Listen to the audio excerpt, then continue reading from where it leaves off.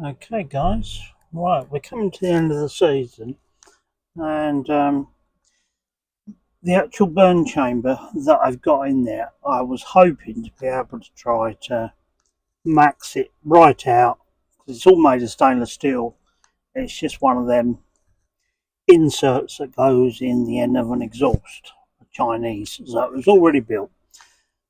So tried to turn it up. One, fine. Two, fine. Gets up to 350C, but it's too much of a restriction in there for turning up to 3 or 4. All it does is just chokes itself to death. So I've gone, well, as you can see here, I this is a new afterburner design I'm trying.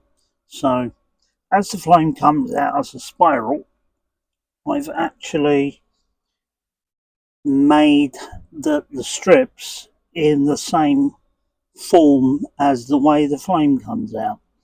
Now this is all stainless steel, so the nickel, which does perform well if you're running on diesel, but it doesn't work well if you're running on dual fuel, because when you've got two pumps running and a supercharger, yeah, you can really get some high temperatures. We're talking 1700C inside the chamber itself.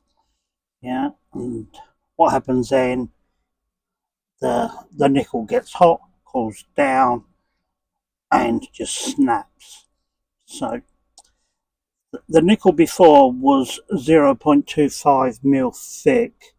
This is 0.3 mil.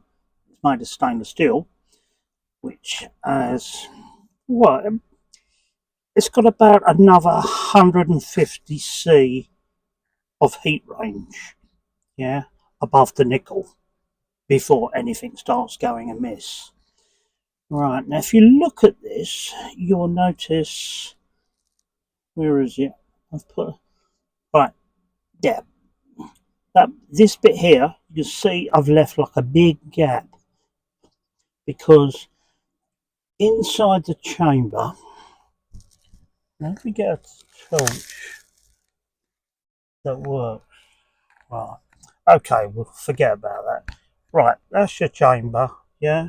You got your fuel pipe sticking downwards. The hottest part in that chamber is around about the 7:30 mark, and that's the bit that always melts through whatever I've put in there. So with this design, I've given it some space so it doesn't melt through. So like I said, this is all stainless steel. The bottom ring here started life as a bottom crank bearing, a new one, for a pedal bike. Yeah, and you can get them in all different sizes, so you just measure up there, go and have a look for one, then just cannibalize it. Yeah, just take the ring, take the ball bearings out, and you got yourself a really nice stainless steel ring. So at least you got something you know is gonna withstand 1700 maybe.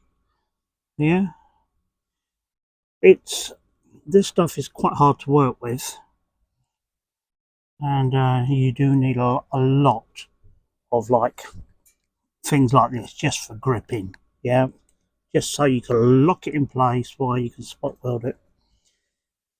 Okay, right, I'm going to whack this in, and because I do have another heat exchanger and the 2025 afterburner, not afterburner, design chamber to go in it, but I'm just going to see if I can get it to melt down. I've got fire extinguishers ready, of course, but let's see what happens. Okay, bye for now. Okay, so this is the the end part of a Chinese insert that you put in your exhaust. I use that as a temporary afterburner. And as you can see, it's made of stainless steel, but it didn't like it. and it wouldn't rev up either. It was a bit like your Ford. Say if you got a full focus or something like that, yeah, and you've gone through all your checks, you've had it on a computer. Why is it not revving up?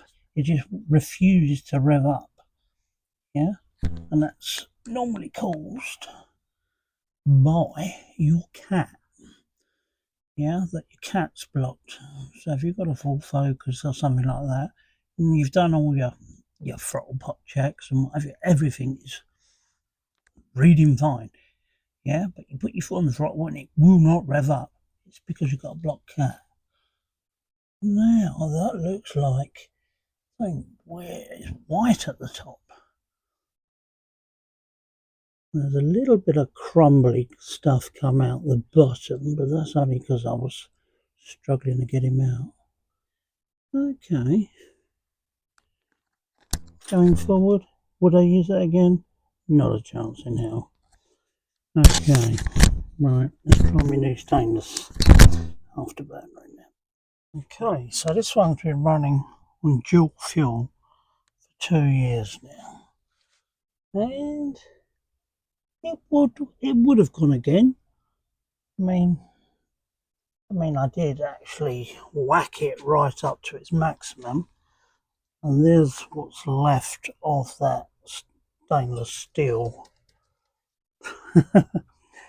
end silencer. It just eventually melted it completely away.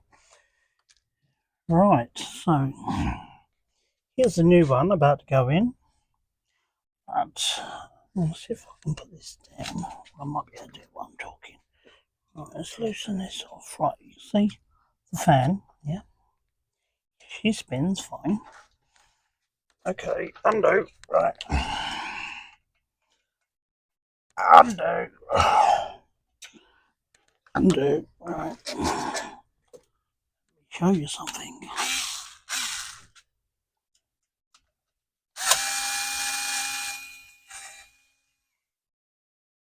That's one.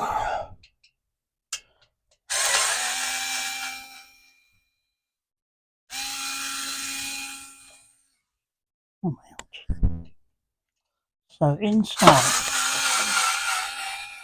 inside is the new 2025 burn chamber. But what I was hoping for has turned out to be. Come on, out you can sort of. When I measured it, I thought, yeah, that definitely looks a possibility. But it now means. Sorry if it's not in focus, guys. I'm stumbling a bit here. Right, you watch. Right, out she comes. I can put it on with no gasket. No of that silly little gasket that flies out the side every time you bolt it down, or goes inwards and starts hitting on the fan. Okay, you can see what I'm talking about with my extra glow plug. I've had to wallow the bit out the bottom because I would have never got this thing. The other one started without the second glow plug because there's times it shut down when I was running on oil. Yeah, and I did manage to bring it back to life again. It don't look too terrible in there. You can see there, that's where I. Oh, let me turn it that way. There we go. So that's where I had the thermocouple before to get my temperature. But on the new one, you can't see it because I've already put it half in the box.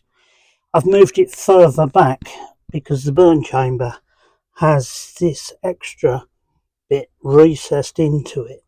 So the heat's going to come further back. So I've moved the sensor back to see if I can pick it up. Interesting to see. But it does fit. It all goes in there. And it goes in there without that horrible gasket, which is great. So, I mean, everybody's got their favourite stuff, sealant wise. Yes, I used to work for Honda, so it was always Hylamar. Yeah, it's the blue stuff, Hylamar. which is because Hondas don't normally have gaskets unless it's a head gasket. Yeah, because the casings are so well made. Hylamar is brilliant. You just put a bead of it all the way around. You put your two flat surfaces together, and you know you're not going to have an oil leak.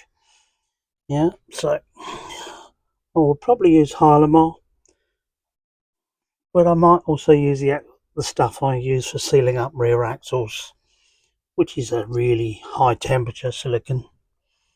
But it's nice there's no gasket there. Because that used to drive me potty, because every time I'd whack up my supercharger and I've got it really nice, hot and cooking, yeah, all of a sudden here, this weird noise because I've blown a gasket out the side because I'm really long whacking it up.